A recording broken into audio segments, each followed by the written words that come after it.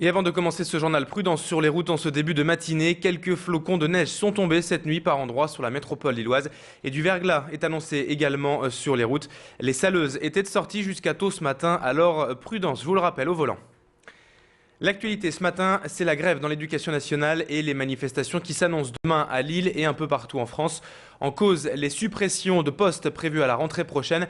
Plus de 800 postes d'enseignants doivent disparaître dans la région. À cela est venu s'ajouter les primes au mérite attribuées aux recteurs, des primes allant de 15 à 22 000 euros. Pour Michel Haché, que vous voyez sur ces images, proviseur en retraite, c'en est trop. Il se dit scandalisé par ces annonces et a décidé de renvoyer ses palmes académiques au ministère de l'Éducation nationale. Pour lui, ces primes au mérite poussent les recteurs à la rentabilité avant tout et donc à des suppressions de postes. Écoutez les explications de cet ancien proviseur, Michel Haché, au micro de Frédéric Regnault. Je me suis dit, quel est le geste fort que je vais pouvoir faire et qui sera éventuellement, à l'époque je ne le savais pas, médiatisé. Donc j'ai pensé à ces palmes. Et j'ai pensé à ces palmes parce que d'une certaine manière, j'y tenais. Et je me suis dit, ben, si j'y tiens, c'est justement, ça aura d'autant plus de poids de m'en séparer et d'exprimer par là un cri de colère fort. Il y a des véritables souffrances. Je l'ai reçu énormément de courriers, de mails, de chefs d'établissement qui soutiennent cette démarche.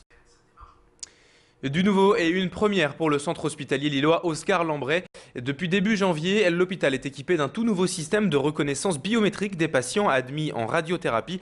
Une manière sûre et efficace de ne pas confondre les patients et donc de ne pas administrer le mauvais traitement. Ce qui est arrivé 19 fois sur 4 millions de patients vus en France en 2009.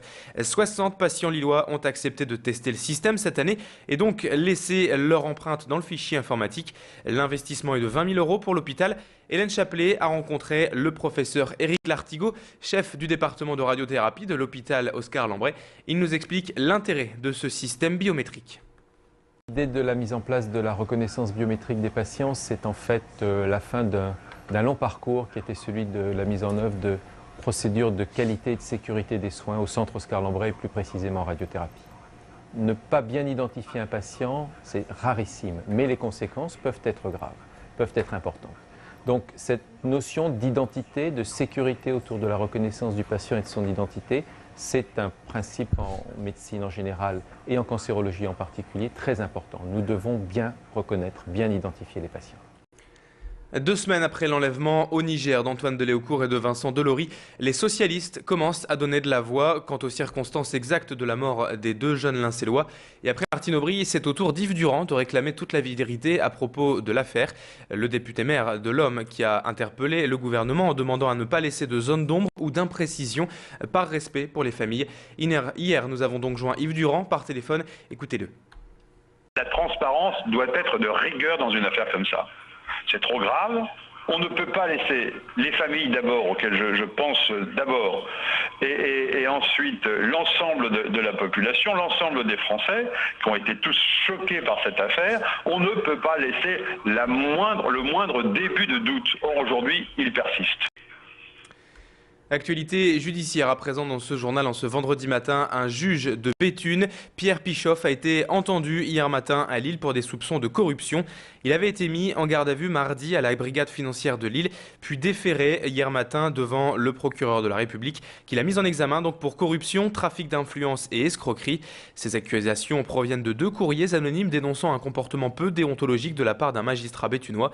Cette affaire pourrait même avoir des liens indirects avec celle concernant Gérard d'Allongeville, l'ancien maire d'Hénin-Beaumont est accusé de détournement de fonds. Le Secours populaire retrouve des stocks alimentaires et des couleurs ces jours-ci avec des fruits et légumes venus du sud de la France et d'Avignon même qui sont arrivés hier dans son nouvel entrepôt de Lys-les-Lannoy. 15 tonnes de fruits et légumes venus d'Avignon pour redonner un peu de chaleur au stock de l'association. Preuve que l'élan de solidarité a dépassé les frontières de la région. Le Secours populaire qui est encore loin d'avoir récupéré les stocks avant l'incendie mais qui relève donc la tête petit à petit. Écoutez les explications complémentaires de Jean-Louis Calins, secrétaire général du Secours populaire dans le Nord. Sur ce quoi on s'était fondé, on a dit on fait confiance aux gens, on a vu que ça marche. Et aujourd'hui on va dire qu'au mois de janvier c'est bouclé. pour le mois de janvier, on a pu assurer l'aide alimentaire des 15 000, on peut assurer, puisque c'est en train, l'aide alimentaire des 15 000 familles dans les mêmes conditions que celle qui a été faite au mois de décembre. Donc ça va. Maintenant, eh bien, il faut que notre l'espoir, elle se fait sur février, mars, avril, mai. Hein. Et voilà les mois à venir. Le litre d'essence a bel et bien dépassé 1,50 € dans certaines stations de la métropole. La hausse des prix du carburant ne semble pas s'arrêter et avec elle, c'est une course à la station la moins chère qui a démarré pour aider les automobilistes en quête du bon plan. Un site internet roubaisien, carbeo.com, propose les prix de toutes les stations de la métropole lilloise. L'information est aussi disponible en application iPhone. Le site fonctionne en fait grâce à une communauté d'automobilistes attentifs au prix à la pompe et chacun peut ainsi trouver la station la plus proche et surtout la moins chère. Frédéric Regnault a rencontré le créateur roubaisien donc de carbeo.com, Francky Bled. Il nous explique les avantages de son site. L'application Vericarbu, c'est une application qui permet autour de soi de retrouver les stations-service. Et donc l'iPhone et donc l'application va nous géolocaliser et va nous afficher les différentes stations qui sont proches de nous. On peut les trier par distance ou par prix. Et donc on voit ici par exemple la station Esso Express qui est à Roubaix. On peut, grâce à ce système-là, donc regarder toutes les stations qui sont autour de nous avec leurs différents prix. Et puis on peut aussi aller voir le détail de la station et voir les services qu'elle propose. Donc on voit ici son adresse, on peut téléphoner si on désire à la station. On a les différents carburants et les différents prix pratiqués. C'est la fin de cette édition. Restez avec nous dans une poignée de secondes. On évoquera les prévisions météo du jour et du week-end. On parlera également des conditions de circulation en cette matinée. A tout de suite.